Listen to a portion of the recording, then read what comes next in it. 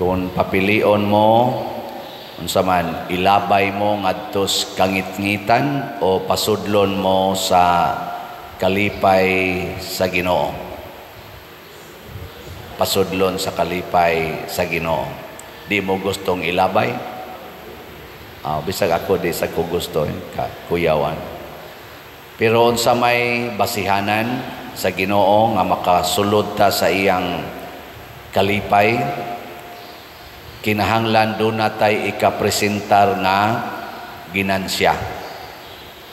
Dunay income nga atong mapresentar niya. Di ganita karimit og income, ilabay ta ngadtos gawas.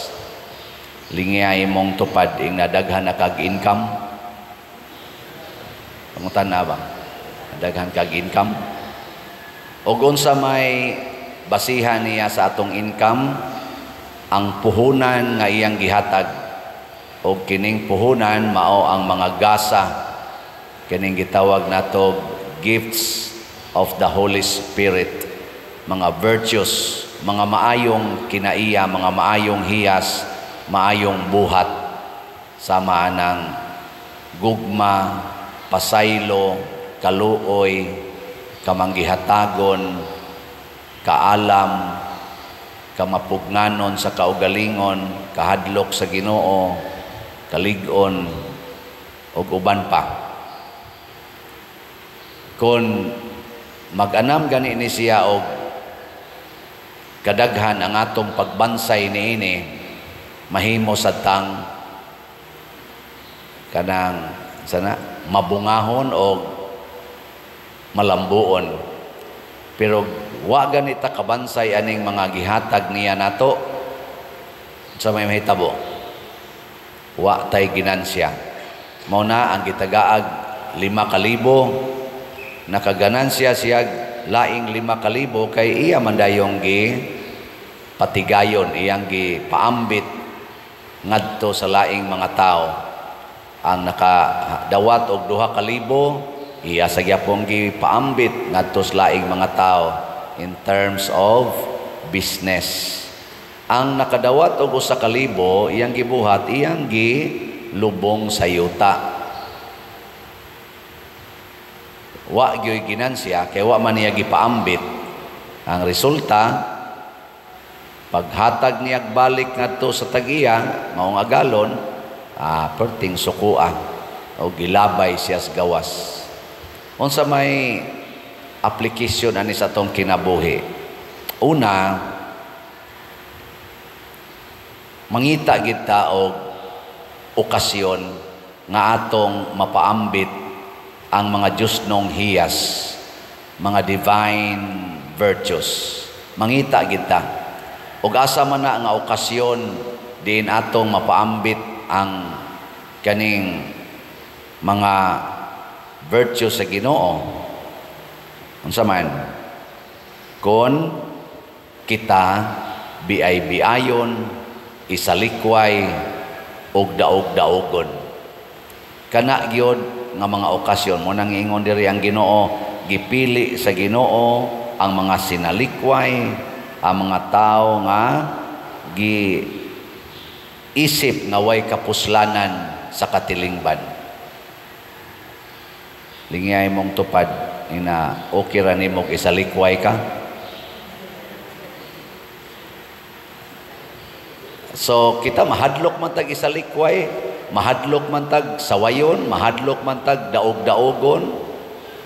Pero mao day nay okasyon nga atong mapalambo ang mga virtues. So kamo mga asawa, sigihan na kayo singhag sa inyong bana. Congratulations.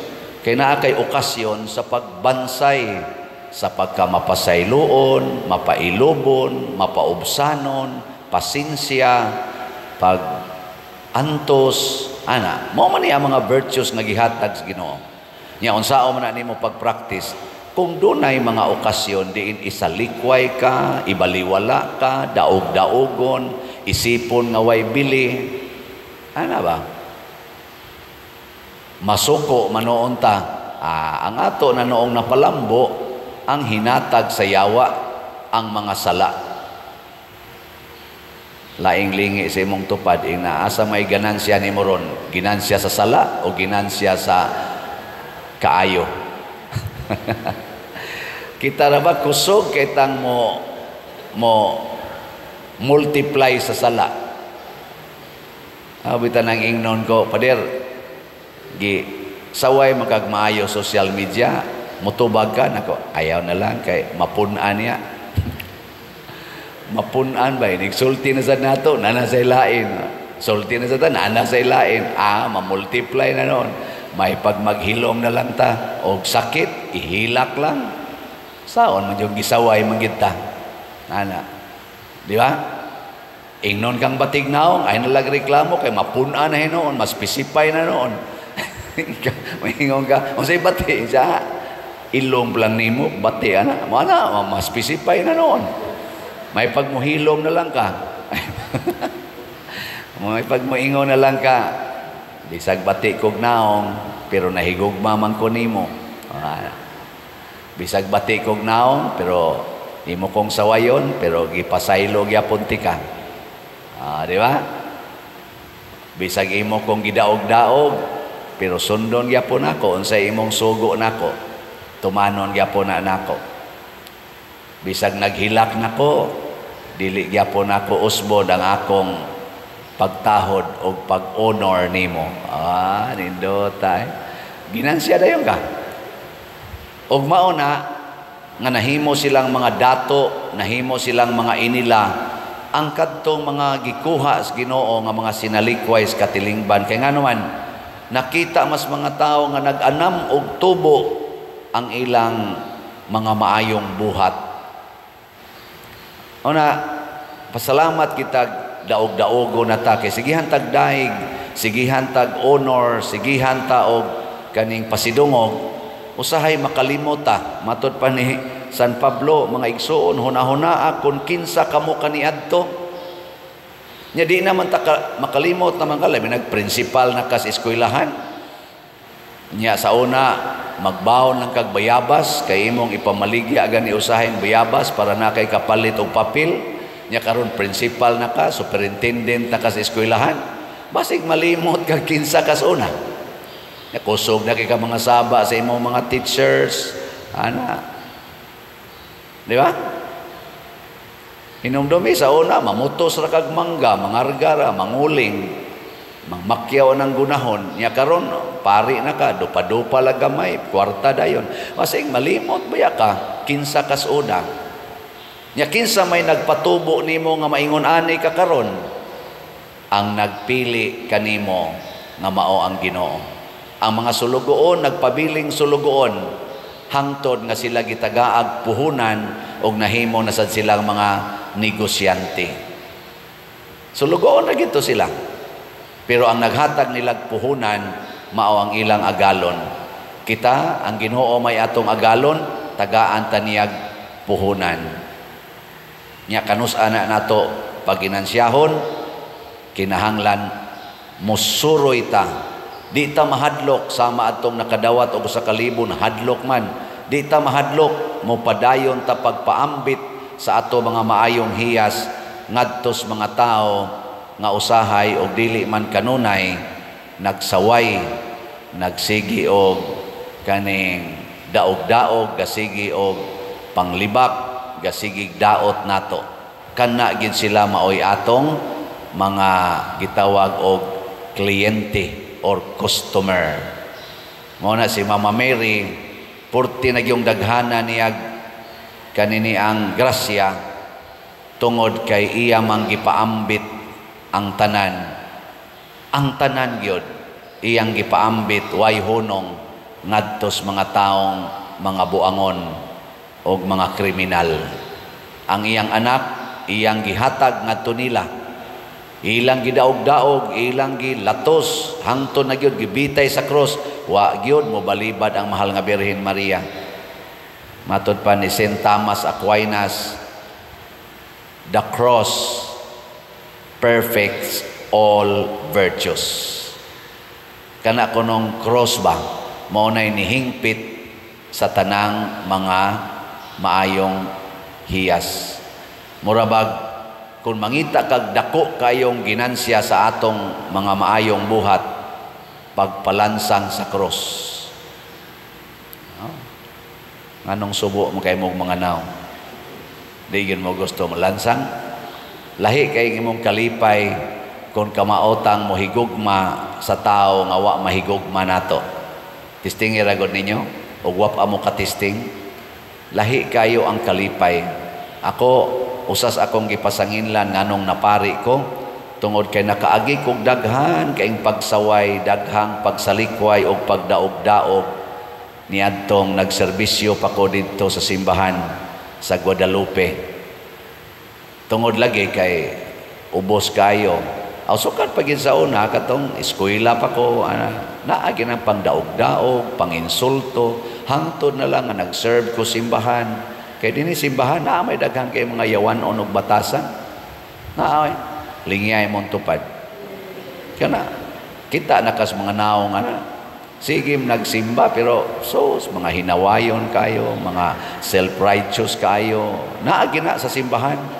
Di ra sa diha sa mga nanimba, naa sa nas mga pari, apil na ning nagwali, judgmental kaayo, self-righteous kaayo, maurag yung murag haod, naa. Di ra sa nas mga pari, naa sa nas mga madre, mga madre pa imo. Wala sa nas mga madre, nasa nas mga obispo, mga kardinal, away yun, away. Labaw nas mga politicians, pertis ang away. Naagi na. Sa ito pa, in all places and all sectors, naagi okasyon sa pagginansya. Sa una, kadaghan ko naghilak, hangtod karon naghilak lang yapon ko, pero ako ginang gihuptan, ako gining i-invest ang pasaylo, ang pagpaubos. Nya ako sa usahay, ang akong batasan, maurasay mo pakauaw na ko. Usahay, makasinghag ko aning sakristan, kana mga drivers, muhilak in town. Human sa ana, mauwaw sad ko. Makaingon sa ko sa kong kaugalingon, pakauaw lang kong wali-wali. Nya, ang akong batasan, dali man kay kong masuko. Ingon sang Ginoo kana, okasyon na sad na sa pagpaubos. Ngaingon ana ra gid ka. Kana bitang ang atong batasan mismo, mo'y mo pakauaw na to, bantay mo na. Ayaw dipinsa, ayaw dipinsahi, ayaw justify. Ang kuna, nga huyang ka. Nya dawata before sa Ginoo nga, pariharasad ka ng imong gikasab-an. Nya masayop sa tao sahay, ako masayop sa, kinsa bagod nato yung dili masayop. Naong pa lang nato, murag nasayop naman nidaan. Sa mo tatong batasan, puro magdaghan kayong sayop, di ba? Muna, ang pagdawat, ang pagpaubos. Muna ay kauwaw, kita mo dipinsa man, masuko, dipinsa mo na itong kuan, cover to the max. Nakas gobyerno, makapangawat yung kas kwarta, makagamit yung kas kwarta, niya imong dipinsahan, samot na noon. Ay nalag dipinsa, may pagmuangkon ka, bitaw, tungod sa akong kalisod, nakapangurakot yung ko, sa prisuhon ka, okay ra. Limpyo kay nga atong nasod siguro. Karon hala tinabunay sa baho, nya mo alisbo maginang baho, hala tabon na sa tabon, hala mga lisbo na sa tabon yung mayo. Oy, wala magina. Ang pagginansyahon nato ang mga buhat sa Ginoo. Nya inig kaginansya na natog maayo, mahitabo dayon ang giingon sa tubag nato sa Salmo o gisgutan sa Salmo. Bulahan ang katawhan nga gipili sa Ginoo aron maiya. O kinsa maning mga nabulahan kadtong gipili sa Ginoo unya mituman sa sugo sa Ginoo, paginansyaha ang akong mga kinabuhi, ang akong mga hiyas, paginansyaha, dili ang iya sa yawa. Ayaw paginansyaha ang kasuko, ang ka-judgmental, ang pagka-self-righteous, pagka-self-centered, kanang garbo, ayaw na paginansyaha, kanang kaulag, ayaw na paginansyaha. Ang kaputli, ang pagpaubos, ang pagka-manggihatagon, mao'y pa haria. So kamong namalit og mga slots dinis atong parokya, wa pa lang taroy report kay ugma lang tingbo na to. Kamong namalit og slots, congratulations na namoy ginansya kay inyong gipaambit ang inyong kamanggihatagon, ang inyong pagka mahigugmaon sa atong katilingban. Kamong wapa kapalit, ayaw na nag-ilubong sa yuta ang inyong mga kwarta. Ipalit na kay i-multiply na sa Ginoo. Matod pa niya, ang ana ay iya hatagan pag mas daghan pa, apan ang wagyoy iya bisan ang jutay nga anaa kaniya kuhaon pa.